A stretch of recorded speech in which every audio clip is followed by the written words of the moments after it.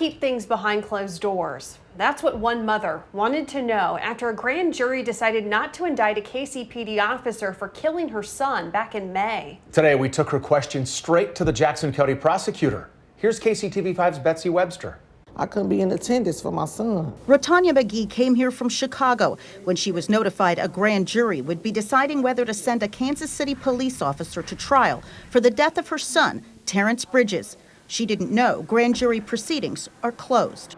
I don't understand that because I think I should have been there in the presence for my son. Grand juries were celebrated for centuries, a group of ordinary people deciding whether to try someone accused.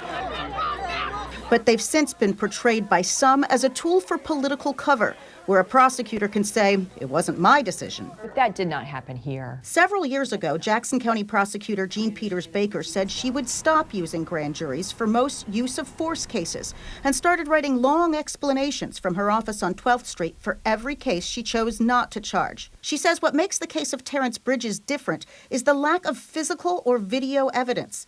Police got a 911 call about domestic violence. A woman said Bridges had a gun and a knife. A neighbor said Bridges kicked in his door after the woman ran there for help. It turned out Bridges was not armed, Baker says, but successful prosecution relied solely on the officer's testimony that he acted in self-defense. So she turned to a grand jury to gauge the officer's credibility. I wanted this case to have one more chance. To have one additional process to go through. If we're talking about issues of credibility, that needs to be determined by a jury in the public, especially with controversial cases like this, not behind closed doors. Tom PORTO represents Bridges' family in a lawsuit against police. He says Baker should have filed charges and let an open jury decide at trial. But she says she couldn't do that with the evidence she had because her duty is to only file if she believes she has proof beyond a reasonable doubt. This case got the benefit of both processes.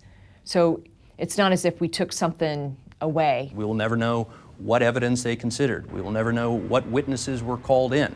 That's the problem. Betsy Webster, KCTV5 News.